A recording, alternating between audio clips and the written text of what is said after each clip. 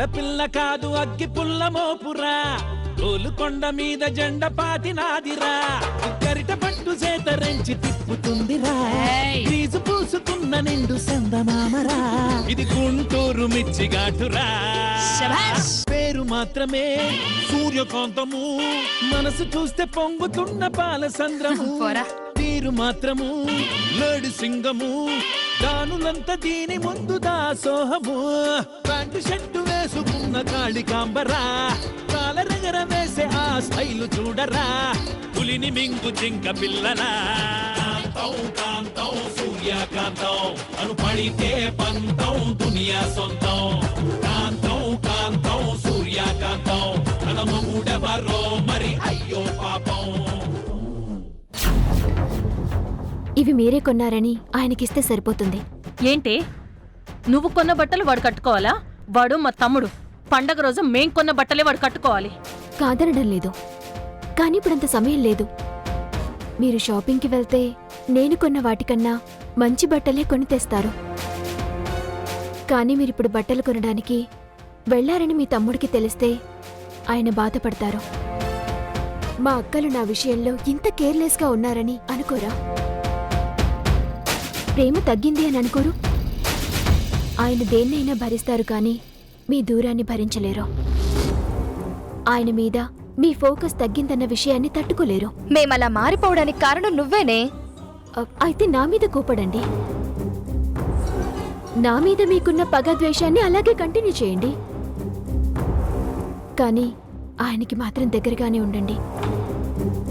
ప్రతి సంవత్సరం చేసినట్టు ఈ సంవత్సరము జరిగిందని ఆయన హ్యాపీగా ఫీల్ అవ్వాలి. నా మీదున్న కోపంతో ఈ బట్టలొద్దని చెప్పి ఆయన్ని బాధ పెడతారా? మీ తమ్ముడి సంతోషం కోసం ఈ బట్టల్ని తీసుకుంటారా? అక్క, నేను స్నానానికి వస్తున్నాను, రెడీ చేయండి. రెడీ తమ్ముడు. తీసుకోండి వదినా. తీసుకో అక్క, ఇప్పుడు షాపింగ్కి వెళ్ళొచ్చేంత టైం కూడా లేదు. తీసుకో అక్క.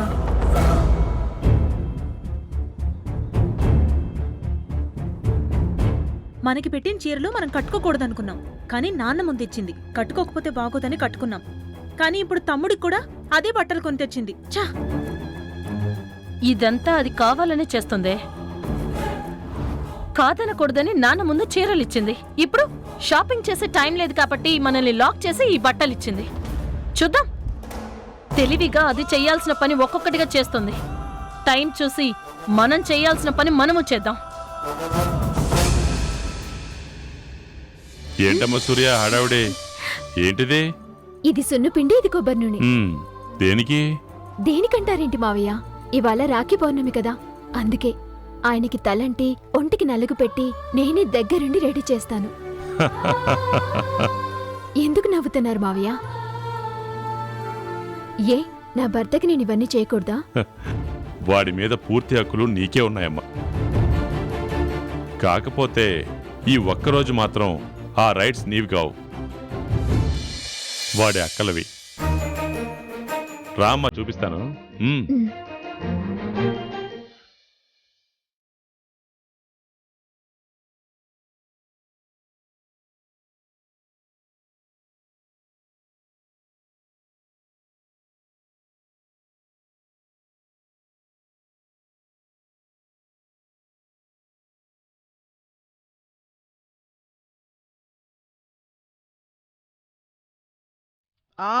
అక్క అక్క మెల్లగా అక్క, నొప్పి పెడుతుంది.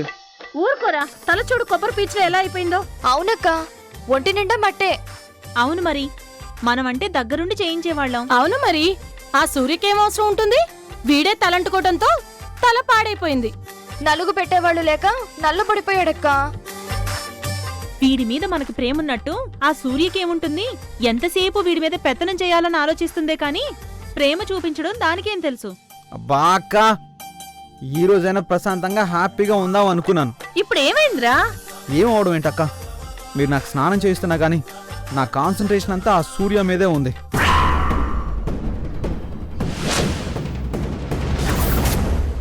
10 మాటలు మీరు నాతో మాట్లాడుతుంటే అందులో 9 మాటలు సూర్య గురించే మాట్లాడుతున్నారు.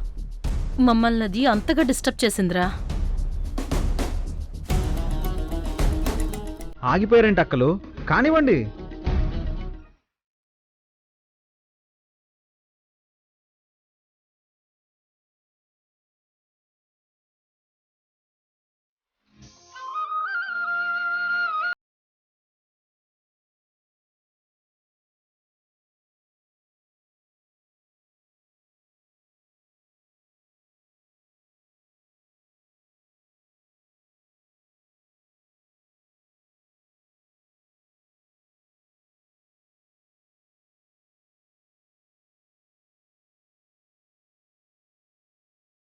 చూసావమ్మా, ఇంత వయసు వచ్చిన వాడు అలరే. మీరు ఆయన్ని చూస్తున్నారు, కానీ నా కంటికి నా ముగ్గురు ఆడపడుచులే కనిపిస్తున్నారు మావయ్య. నిజంగా నా ఆడపడుచులు ఎంత గొప్పవాళ్ళు. వాళ్ళు గొప్పవాళ్ళేంటమ్మా? అవును మావయ్య, నా భర్తకి తల్లి లేని లోటు లేకుండా పెంచారు. ఇంత వయసొచ్చినా పసిపాపని లాలించినట్టు లాలిస్తున్నారు. ఇంత ప్రేమని నేను కూడా ఆయనకివ్వలేనేమో. అక్కలు స్నానం చేయిస్తుంటే పసివాడిలా ఆయన ఎంత సంబరపడిపోతున్నారో చూడండి.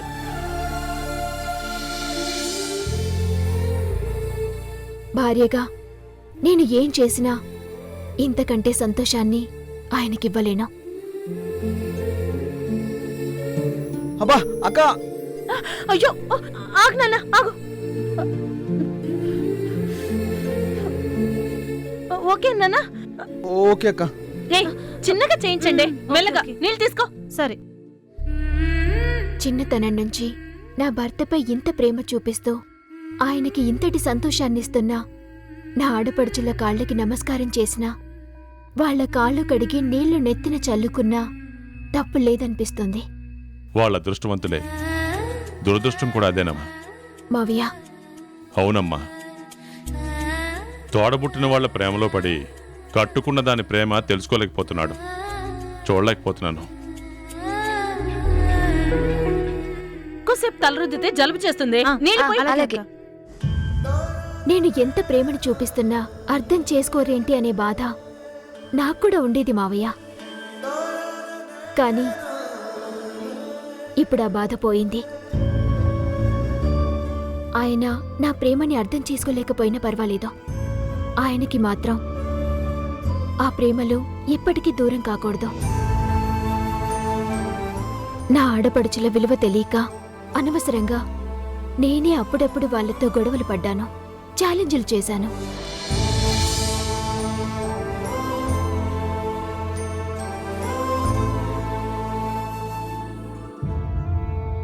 ఇక నుంచైనా నేను మారాలి. మారాల్సింది నువ్వు కాదమ్మా, నా కూతుళ్ళు. వాళ్ళలో మార్పు వస్తే ఇప్పుడు వాళ్ళ కళ్ళల్లో కనపడుతున్న సంతోషం ఈ ఇంట్లో అందరి కళ్ళలోనూ కనపడుతుంది.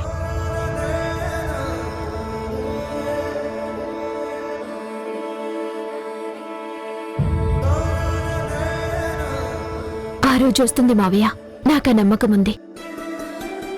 వెళ్దాం పదమ్మా.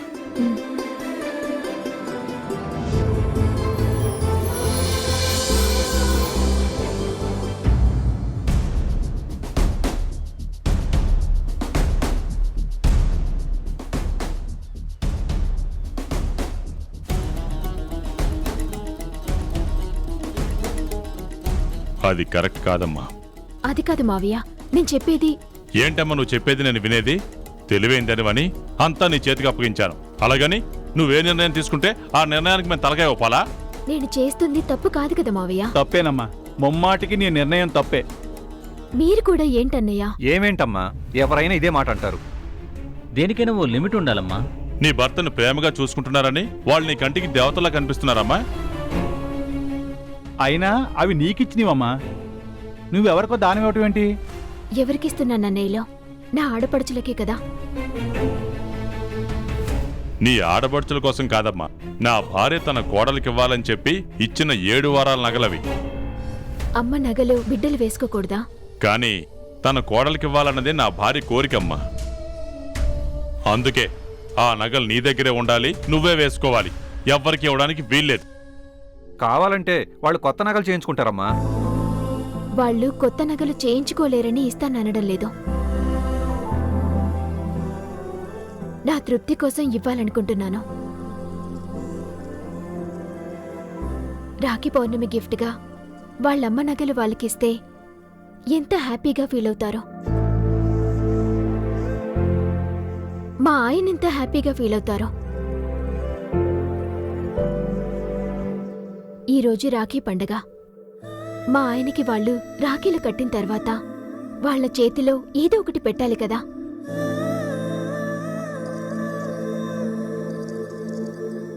మీ ఆయన సంతోషం, మీ ఆడపడుచుల సంతోషం గురించి ఆలోచిస్తున్నావు. నీ గురించి నువ్వు ఆలోచించుకోవా? ఇలా అన్నీ ఇచ్చుకుంటా పోతే నీకంటూ ఏమీ మిగలవమ్మా. నాకేం కావాలన్నయ్య? అసలు నాకేముందని మీ ఇంటికొచ్చేటప్పుడు నగలు వేసుకునొచ్చానా? అప్పుడు లేకపోవచ్చమ్మా, కానీ ఇప్పుడున్నాయి కదా. ఆ ఆభరణాలు ఆడంబరాలు ఇప్పుడు కూడా నాకు వద్దు అంటున్నాను.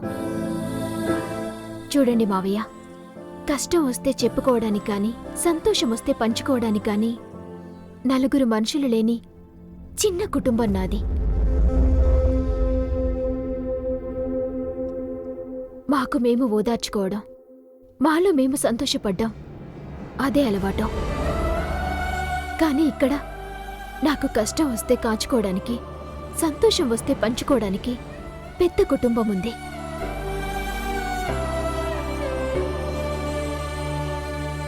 తండ్రిలా చూసుకునే మీరు, ఆయన, ముగ్గురు అన్నయ్యలు,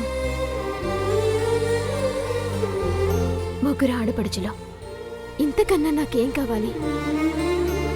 కష్టం వస్తే నగలతో చెప్పుకుంటామా, మనుషులతో చెప్పుకుంటామా? ఈ సూర్యకాంతానికి ఎప్పుడూ నలుగురు మనుషులు కావాలి, నగలవసరం లేదు.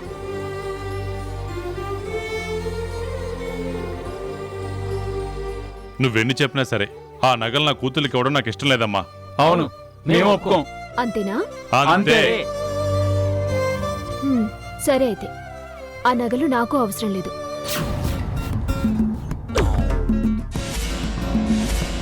నేనెప్పుడు వేసుకోను, అవి అలాగే బీర్వాలోనే ఉంటాయి. అది కాదమ్మా. వద్దులేండి, నా మాట మీరు విననప్పుడు మీ మాట నేనెందుకు వినాలి? అయినా నేనెవరినని, మీ బిడ్డను కాదు కదా, మీ సొంత చెల్లెల్నేమీ కాదు కదా, లేదంటే నా మాట కాదనేవారు కాదు కదా. అమ్మా, అలాంటిదేం కాదమ్మా. నువ్వు ఎప్పుడు సంతోషంగా ఉండాలని కోరుకుంటాం మేము. నువ్వు బాధపడాలని ఎప్పుడూ అనుకో. ఆ సంతోషం నాకు దక్కాలంటే నా నిర్ణయాన్ని మీరు ఒప్పుకోవాలి. మా అత్తగారు నా కోసం దాచిన ఆ 7 వారాల నగలు నా ఆడపడుచులకే దక్కాలి. ఏమంటారు?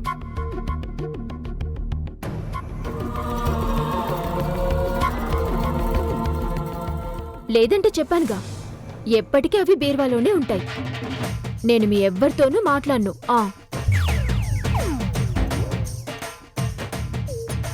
మొండివాడు రాజు కంటే బలవంతుడని ఏం చేస్తాం? నీ ఇష్టం వచ్చినట్టు చేసుకో. మీరేమంటారు? ఏమంటాం? నువ్వు మాతో మాట్లాడనంటుంటే అంత పెద్ద శిక్షను మేము తట్టుకోలేం. పదండ్రా.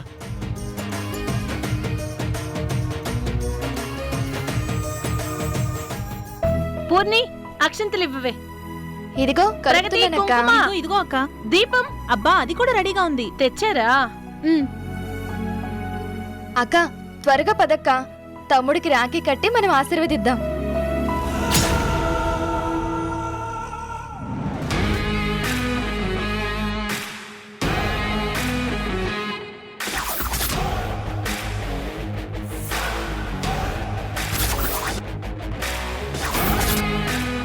ఏంటక్క అంతలా ఆలోచిస్తున్నావు? మనం ప్రతి పండక్కి మన వాడికి ఇలా రాఖీలు కడుతూ అక్షంతలేసి ఆశీర్వదించటం మామూలే కదా. ఇప్పుడు కొత్తగా చేద్దాం అనిపిస్తుంది. కొత్తగానా? ఆ సూర్య మన ఇంటికొచ్చిన తర్వాత జరుగుతున్న మొట్టమొదటి రాఖీ పండగ కదే. లైఫ్లో అది మర్చిపోనట్టుగా చేస్తే? అది మర్చిపోకుండా ఉండడానికి మనమెందుకు చేయాలక్క? దానికి మనం ఇచ్చేది గుడ్ మెమరీస్ కాదే, బ్యాడ్ మెమరీస్. అది దానికి మనం మాత్రమే ఇవ్వగలం. నువ్వేం చెప్తున్నావో అర్థం కావట్లేదక్క. ప్రతి సంవత్సరం రాఖీ కట్టినప్పుడు తమ్ముడు మనకేమిస్తాడు? నాన్న వాడికి డబ్బులు ఇస్తారు, అవి వాడు మనకి ముగ్గురికి పంచేస్తాడు. ఈసారి వాడే ఎండి అయ్యాడు కాబట్టి నాన్నని అడగకుండా వాడి సొంత మనీనే ఇదివరకు ఇచ్చిన దానికంటే ఇంకొంచెం ఎక్కువ ఇవ్వచ్చు. ఈసారి వాడి నుంచి గిఫ్ట్గా మనీ తీసుకోకూడదు అనుకుంటున్నాను. మరేమడుగుదామక్క? నగలు అడుగుదామా? పోనీ పట్టు చీరలా? నగలు కాదు, పట్టు చీరలు కాదే. వాడికి చెందిన దాన్ని గిఫ్ట్గా అడగాలి.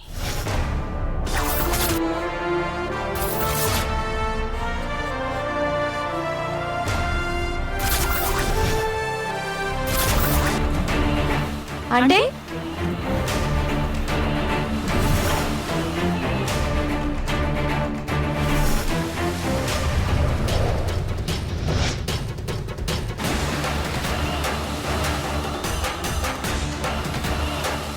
అక్క, ఏంటి నువ్వు చెప్పేది? బాగా ఆలోచించి నిర్ణయం తీసుకున్నావా? బాగా ఆలోచించే ఈ నిర్ణయం తీసుకున్నాను. ఇంకెంతకాలం ఇలా బానిస బ్రతుకులు బతకాలి? ఇంకెంతకాలమని ఆ సూర్య ఓడిపోవటం కోసం మనం ఎదురు చూడాలి? మీరు అప్పుడప్పుడు అంటూ ఉంటారు కదా, అక్క నీ బ్రెయిన్ దొబ్బింది, నువ్వు వేసేవన్నీ చెత్త ప్లాన్లు ఒక్కటి వర్కౌట్ కాదు, నిన్ను నమ్ముకొని మేము ఓడిపోతున్నామని. అందుకే ఇక ప్లాన్ల మీద ప్లాన్లు, స్కెచ్ల మీద స్కెచ్లు ఉండకుండా ఒక్కటే దెబ్బ, ఫినిష్.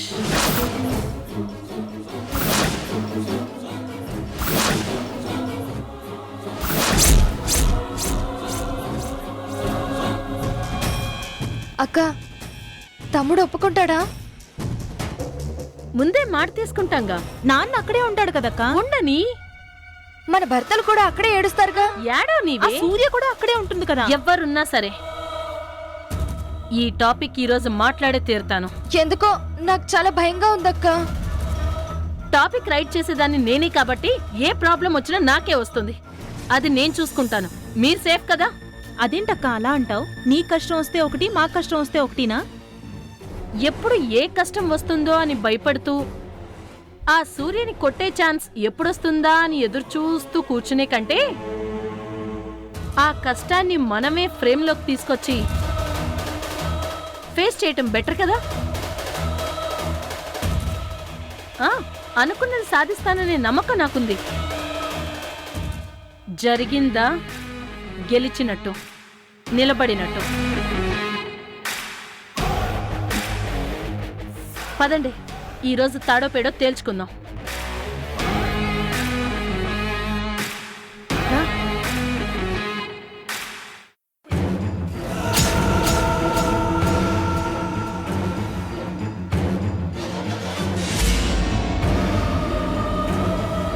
అన్నయ్య, అన్నయ్య అంటే అదోలా ఉన్నాడు.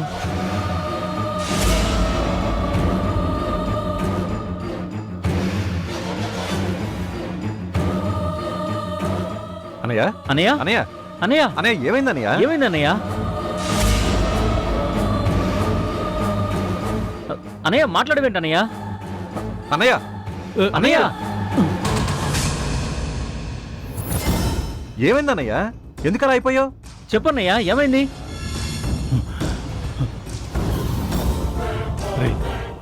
ఇప్పటి వరకు మనం కల్లో కూడా ఊహించని ఘోరం ఈ ఇంట్లో జరగబోతుందిరా. ఏంటది? రాఖీ పండుగ అంటే మన ఇంట్లో పెద్ద పండగ అనుకుంటాం, కానీ ఈరోజు జరిగేది పండగ కాదురా. ఏంటన్నయ్య నువ్వు అనేది? మన పిల్లలు మాట్లాడుకుంటుంటే ఈ చెవులతో విన్నానురా. పాపం రా సూర్య. అంటే వాళ్ళు సూర్యకి మళ్ళీ ఏదైనా కష్టం కలిగించబోతున్నారా? ఎన్నిసార్లు చెప్పినా వాళ్ళు మారడం లేదు. ఎన్నిసార్లు చీ అన్నా వాళ్ళు బుద్ధి మార్చుకోవడం లేదు. వాళ్ళు ఎన్ని ఎత్తులేసినా మనం చిత్తు చేద్దాం అన్నయ్య. సూర్యకి ఏం కాదు, మనం చూసుకుందాం అన్నయ్య.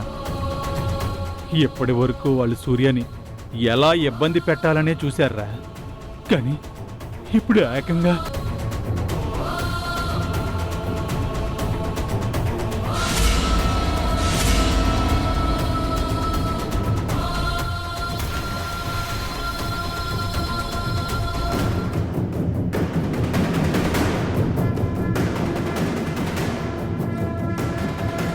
ఇంత ఘోరానికి ఒడిగడుతున్నారా?